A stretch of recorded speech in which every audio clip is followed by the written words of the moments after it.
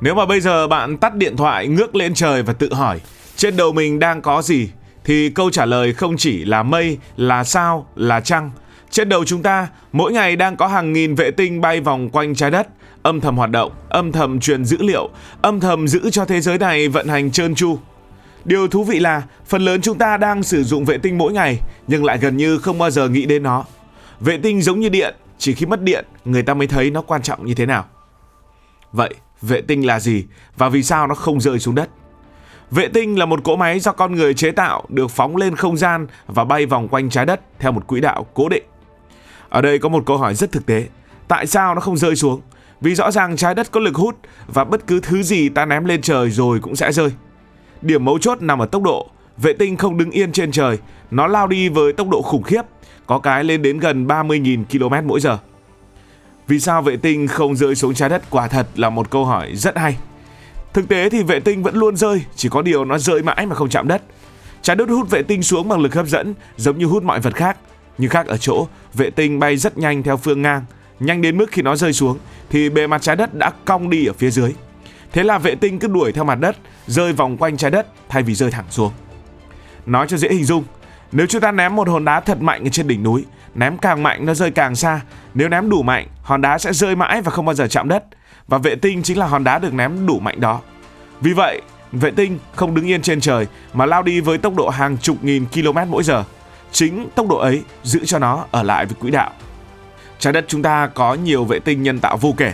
Lúc này trái đất có hơn 1 vạn vệ tinh nhân tạo đang bay xung quanh. Nhưng không phải tất cả đều còn hoạt động. Trong số đó chỉ có 4.000 đến 5.000 vệ tinh là còn sống, tức là vẫn phát tín hiệu và làm nhiệm vụ. Phần còn lại là vệ tinh hỏng, xác tên lửa, mảnh vỡ, tạo thành thứ mà người ta gọi là rác không gian. Con số này tăng rất nhanh trong vài năm trở lại đây vì các chùm vệ tinh Internet, tiêu biểu là Starlink. Trước kia mỗi năm chỉ phóng vài chục vệ tinh, bây giờ có năm người ta phóng cả nghìn chiếc. Vệ tinh nhân tạo đầu tiên trong lịch sử loài người là Sputnik 1 do Liên Xô phóng lên vào năm 1957. Sputnik 1 rất nhỏ, hình cầu, có anten thò ra ngoài, không chụp ảnh, không truyền hình, không làm gì phức tạp. Nhiệm vụ duy nhất của nó là phát ra tiếng bíp bíp về mặt đất. Nhưng chính tiếng bíp đó đã làm cả thế giới choáng váng. Lần đầu tiên trong lịch sử, con người đặt được một vật thể nhân tạo lên quỹ đạo quanh trái đất. Sự kiện này mở ra kỷ nguyên không gian, đồng thời châm ngòi cho cuộc chạy đua vũ trụ giữa các cường quốc, tiêu biểu là Liên Xô và Mỹ. Từ một quả cầu đơn giản như vậy, loài người đã đi tới hàng nghìn vệ tinh tinh vi ngày nay, đủ để dẫn đường, truyền Internet, theo dõi từng cơn bão và từng mét vuông bề mặt trái đất. Để tạo ra một vệ tinh, người ta không bắt đầu từ kim loại hay linh kiện, mà bắt đầu từ mục đích. Chúng ta cần nó để làm gì? Đây là một điểm cực kỳ quan trọng vì một vệ tinh truyền hình sẽ khác hoàn toàn một vệ tinh chụp ảnh trái đất và lại càng khác một vệ tinh quân sự. Khi đã xác định rõ nhiệm vụ, các kỹ sư mới bắt đầu thiết kế. Một vệ tinh thực chất là một nhà máy thu nhỏ. Nó có bộ não, chính là máy tính điều khiển, có nguồn sống là pin mặt trời, có hệ thống liên lạc là anten, có cảm biến, camera, radar để nhìn và nghe. Tất cả những thứ đó phải hoạt động trong môi trường không có không khí, không có người sửa chữa và không có cơ hội để thử lần thứ hai. Chính vì vậy vệ tinh được lắp ráp trong các phòng cực kỳ nghiêm ngặt. Kỹ sư mặc đồ kín mít từ đầu đến chân, giống như bác sĩ ở trong phòng mổ. Chỉ một hạt bụi nhỏ cũng có thể làm hỏng cảm biến. Mà một khi vệ tinh đã bay lên rồi thì coi như nếu mà hạ sai cái gì, hỏng cái gì là mất luôn, là vứt luôn. Trước khi phóng, vệ tinh còn phải trải qua những bài kiểm tra có thể nói là tra tấn. Nó bị rung lắc dữ dội để mô phỏng khoảnh khắc tên lửa rời bệ phóng. Nó bị đặt trong môi trường chân không, bị nung nóng rồi làm lạnh đột ngột để chắc chắn rằng ngoài vũ trụ nó không chết vì sốc nhiệt. Chỉ những vệ tinh vượt qua tất cả mới được cấp vé bay lên trời. Khoảnh khắc phóng là khoảnh khắc sinh tử. Tên lửa bay lên, tách tầng và rồi vệ tinh được thả ra giữa không gian. Từ giây phút đó trở đi, nó hoàn toàn cô độc, không sửa chữa, không cứu hộ. Nó chỉ có thể sống hoặc chết đúng theo những gì được tính toán dưới mặt đất. Loài người phóng vệ tinh bởi vì rất nhiều mục đích khác nhau và trên thế giới bây giờ có một vài loại vệ tinh khác nhau. Đầu tiên là vệ tinh viễn thông. Đây được hiểu là những cột phát sóng bay ở trên trời. Nhờ chúng mà tín hiệu truyền hình, điện thoại, internet có thể đi từ châu lục này sang châu lục khác chỉ trong tích tắc. Một vệ tinh viễn thông đặt đúng vị trí có thể phủ sóng cả một quốc gia, thậm chí là một vài quốc gia, một khu vực rộng lớn.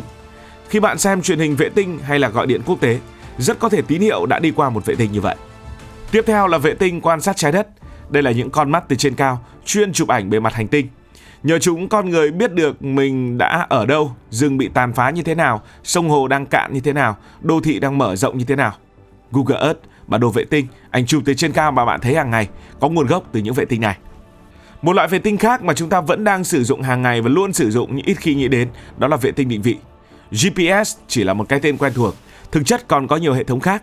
Nhờ các vệ tinh này, điện thoại biết bạn đang đứng ở đâu, xe biết đường đi, máy bay hạ cánh chính xác và toàn bộ ngành vận chuyển toàn cầu vận hành trơn tru.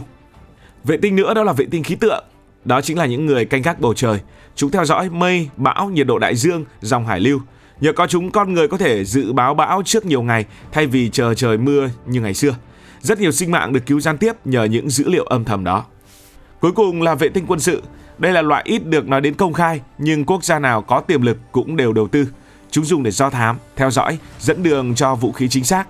Trong chiến tranh hiện đại, ai mất vệ tinh trước, người đó gần như bị mù mắt.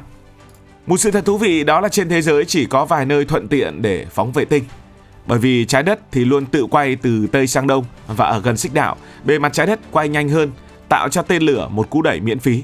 Phóng ở đây sẽ tốn ít nhiên liệu hơn, mang được vệ tinh nặng hơn, nên các bãi phóng gần xích đạo luôn có một lợi thế rõ rệt. Lý do thứ hai là an toàn. Khi phóng thì các tầng tên lửa sẽ rơi xuống đất hoặc xuống biển. Các bãi phóng tiêu biểu của thế giới đều có điểm chung, gần biển hoặc gần xích đạo và đều ít dân cư, dễ kiểm soát an ninh và thời tiết tương đối ổn định. Chính những điều kiện đó đã khoanh vùng lại cuộc chơi, khiến chỉ có một số nơi được chọn làm cửa ngõ lên không gian. Ngoài ra, phóng vệ tinh còn liên quan trực tiếp đến công nghệ chiến lược và quân sự, nên bãi phóng phải đặt ở nơi dễ kiểm soát và ít rủi ro an ninh. Thế nên cũng ít quốc gia muốn mang vệ tinh của mình sang nước khác để phóng, trừ khi là không thể làm khác. Vệ tinh đã thay đổi cả thế giới. Sự thay đổi lớn nhất mà vệ tinh mang lại cho thế giới đó là gì? Đó là khoảng cách địa lý không còn là rào cản lớn như trước. Một sự kiện ở nửa kia trái đất có thể được truyền trực tiếp đến hàng tỷ người. Internet có thể vươn tới những vùng hẻo lánh mà cáp quang không thể kéo tới. Vệ tinh cũng giúp con người hiểu rõ trái đất hơn chính ngôi nhà của mình. Biến đổi khí hậu, băng tan, mực nước biển đang dâng không còn là khái niệm mơ hồ, mà được đo đếm bằng số liệu và hình ảnh cụ thể từ trên cao. Trong thảm họa thiên nhiên, vệ tinh trở thành cứu tinh thầm lặng. Chúng phát hiện cháy rừng từ sớm, theo dõi đường đi của bão, hỗ trợ tìm kiếm cứu nạn. Rất nhiều người được cứu sống mà không biết rằng đó là nhờ có vệ tinh. Và trong chiến tranh, vệ tinh đã thay đổi hoàn toàn cách đánh. Chiến tranh không còn chỉ diễn ra trên đất liền, trên biển hay trên không, mà còn diễn ra trên quỹ đạo. Ai làm chủ được không gian, người đó có lợi thế chiến lược khổng lồ. Trở về với Việt Nam đã làm được vệ tinh hay chưa? Việt Nam đã có vệ tinh và đã có từ khá sớm so với mặt bằng khu vực. Những vệ tinh viễn thông đầu tiên như Vinasat 1, Vinasat 2 đã giúp Việt Nam chủ động hơn rất nhiều trong lĩnh vực truyền dẫn, không còn phụ thuộc hoàn toàn vào thuê vệ tinh nước ngoài. Sau đó Việt Nam tiếp tục có những vệ tinh như là VNRED-SAT 1 phục vụ quan sát trái đất, quản lý tài nguyên và phòng chống thiên tai. Hay có những vệ tinh nhỏ như là Nano Dragon cho thấy kỹ sư Việt Nam đã bắt đầu tự thiết kế, tự làm chủ công nghệ ở phân khúc vệ tinh nano. Nhưng Việt Nam chưa tự phóng được tên lửa, chưa có vệ tinh quân sự cỡ lớn. Dù vậy, con đường đang đi vẫn là một con đường chắc chắn. Học từ nhỏ, làm chủ dần, không nóng vội và chắc chắn là không bao giờ đứng yên. Cảm ơn vì đã quan tâm theo dõi câu chuyện này. Nếu cảm thấy thú vị, bạn có thể nhấn nút đăng ký kênh, bật chuông thông báo và chia sẻ. Còn bây giờ thì xin được nói lời chào, tạm biệt.